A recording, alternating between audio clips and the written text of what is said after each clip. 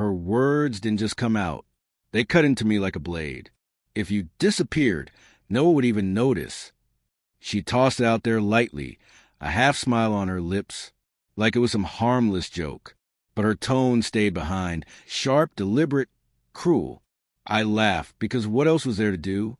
That strange, brittle laugh you make, when the ground tilts beneath your feet. She didn't laugh back.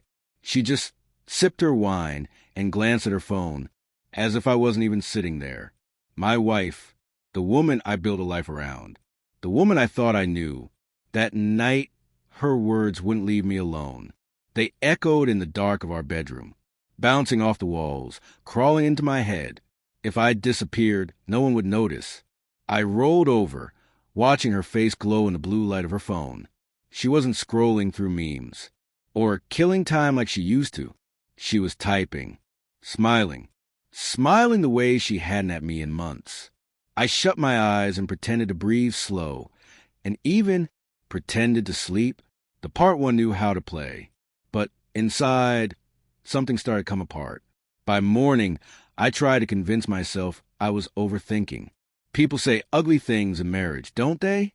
Stress, exhaustion, fights, words can sting, but they don't always mean love is gone.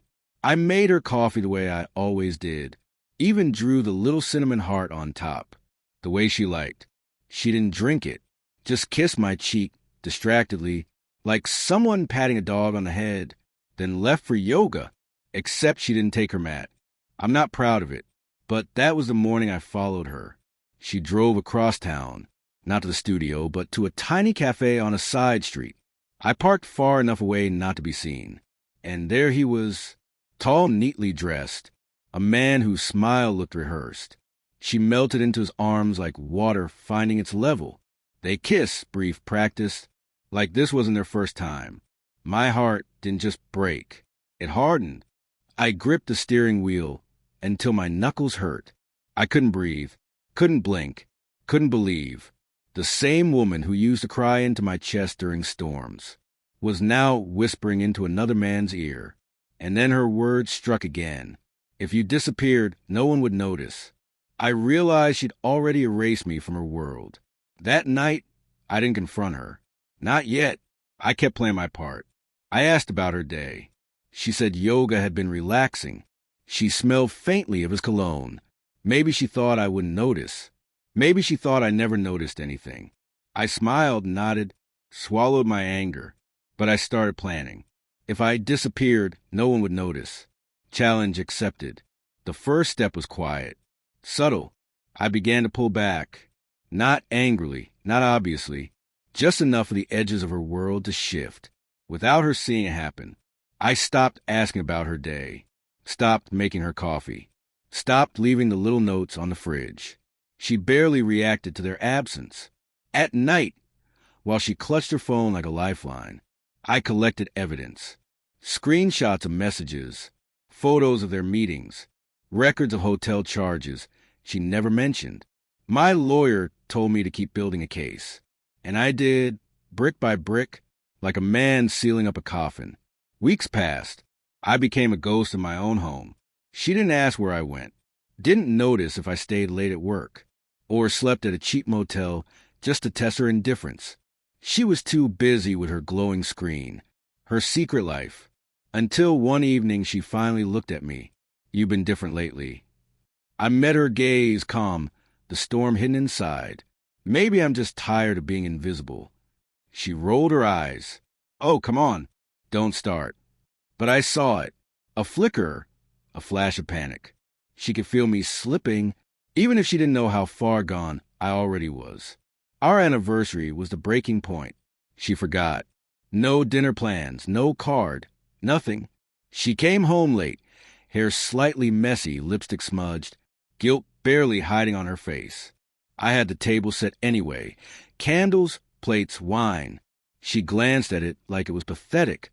You went through all this? I told you I had a late meeting. I just nodded.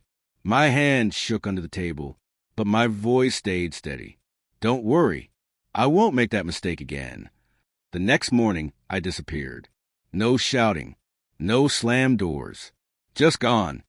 I cleared my side of the closet, took my documents, my savings, my plans, left her everything else, the house, the cars, the furniture. Let her fill the silence with her lover. Let her taste the emptiness she'd once wished on me. On the kitchen counter, I left one envelope. Inside, divorce papers and a note. You once said, if I disappeared, no one would notice. Funny thing, you didn't notice, but soon everyone else will. Because I hadn't just built a case. I'd shared it with her family, with her friends, with her work, every screenshot, every receipt, every lie. I didn't do it entirely for revenge. I did it because I refused to vanish quietly. She called me that night. 20 missed calls. Texts flipping from anger to pleading to threats. Please, let's talk. You don't understand. It didn't mean anything. I made a mistake. You're ruining everything. I read them all in silence and turned off my phone. It's been 6 months. People noticed I was gone. Friends reached out. Colleagues checked in. Even neighbors asked. Turns out when you spent years investing in others, you don't disappear easily. But her, she vanished. The man she gave it all up for disappeared when things got messy. Her job dropped her after the scandal. Her friends drifted away. Her family stopped defending her. And some nights, I wonder if she hears her own words echoing back at her. If you disappeared, no one would notice. Only now it's a reflection staring into the void. My life is quieter now. Lonelier, yes, but honest. There are nights I ache for what we once had, for the warmth and laughter before the lies. But then I remember the moment she chose to erase me, long before I walked away. Disappearing wasn't about running. It was about reclaiming my presence, my worth. And in the silence that followed, I finally noticed myself again.